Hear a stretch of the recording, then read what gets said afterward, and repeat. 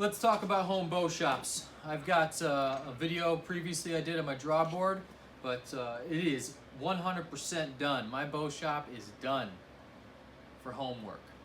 So let's just see what I got, what I did, and if you have any questions about it, as always, leave them in the comments.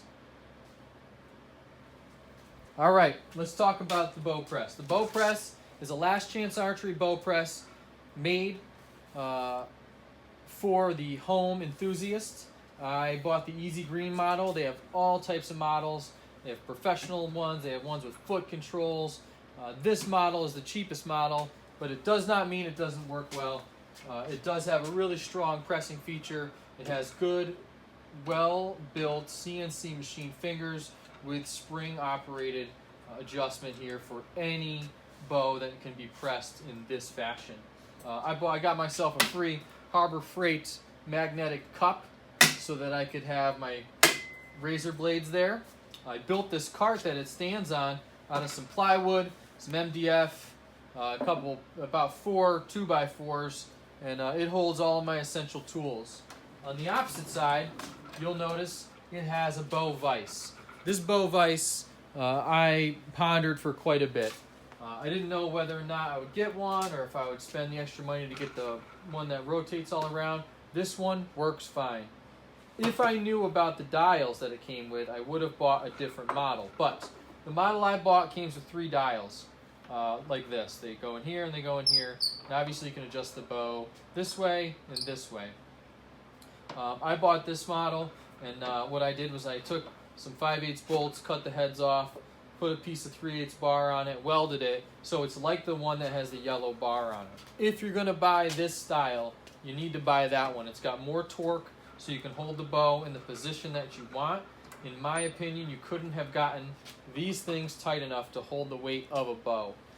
That's the only thing I had to do extra at this point. It does hold a Matthews Traverse bow, and it does hold a Diamond Infinite by Bowtech. The only thing I'm going to have to do is I'm going to have to reinforce this somehow.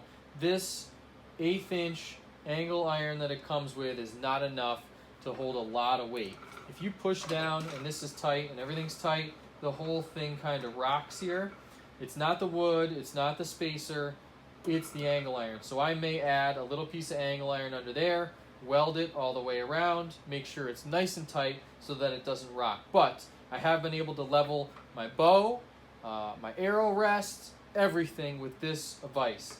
I like the way I built these. They're nice and large, they're easy to grip, and it folds up out of the way for easy storage when I push it up against the wall. Unique to my bow shop here is this toolbox. This toolbox I've had for probably,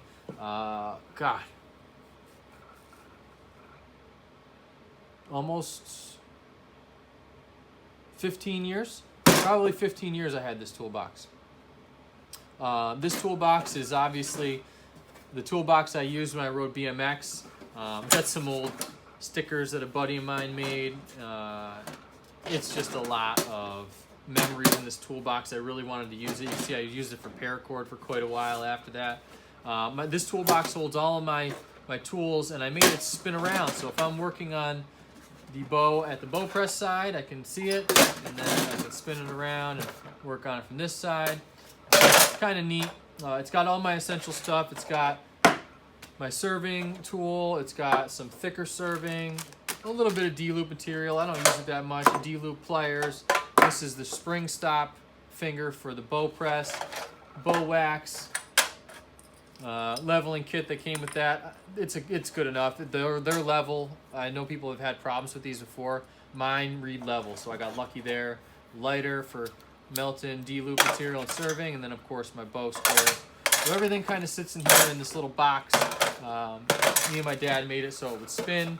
It's kind of cute, so it would move around, but mostly it's just so I can keep those tools out of the dust from the rest of the shop. Pretty neat. Over here you'll see I got a set of Allen wrenches. I've had these Allen wrenches for like 2 years, never used them. They were always in a drawer somewhere, but I attach them to the top of the bench. I typically use them on this side of the bench when I'm working with leveling and putting new pieces on my bow.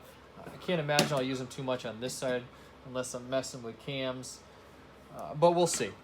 Underneath it, put a little shelf so that I could put this box in here. This is all my old bow stuff. Right now, there's some nocturnals. There's my broadheads, my silencer material for my strings, and then my limbs. That's all hunting stuff. I got a Lancaster Archery 2020 kit, so I can buy a bunch of stuff I don't need. But all in all, that's the tool bench, and it rolls around so I can roll it up underneath the bow draw board. All right, it's time to check the poundage on your bow. So, you pull the rolly card out that you made out of there, you shove it out of the way. Done. My draw board works essentially like every other draw board on the planet, so let me just go over what I got going on here. You take your bow and your paracord, right? Paracord goes over the front throat holder of the bow. This is now changed with Delrin. I've upgraded from the wood that I had before, the dowel. You put it over the throat, and then this paracord acts as a safety feature. That side, you take this hook, you put the hook through the D-loop, like so. Then you take the piece of paracord and put it around the string and through the hook. There is no pulling power here because you don't want that. You want the hook to pull the D-loop so you can get the correct poundage. We're going to check the poundage on this bow in pounds, and we're going to check the draw length. So over here, I'm going to ratchet this up. It's going to be loud. Watching this for the highest draw weight we get. 37.2 pounds. 38 was our target, so that's pretty good. Now we're going to watch the draw stops to see what our maximum draw length is.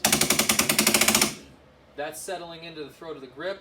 That's just the rotation of your drop away rest, the little thumb piece, just pushing the bow a little bit.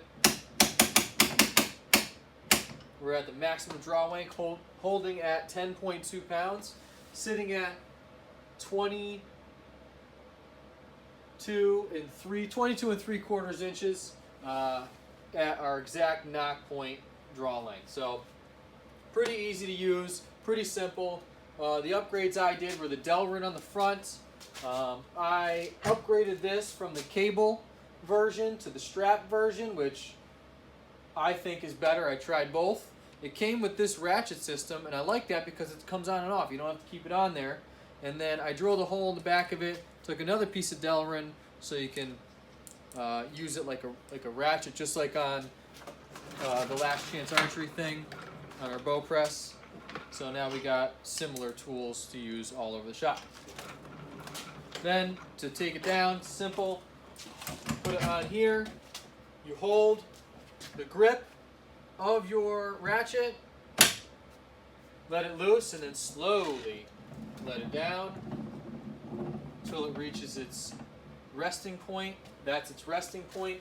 You can now take the bow off the grip holder or the throat holder, release all the safeties here, and you're good to go.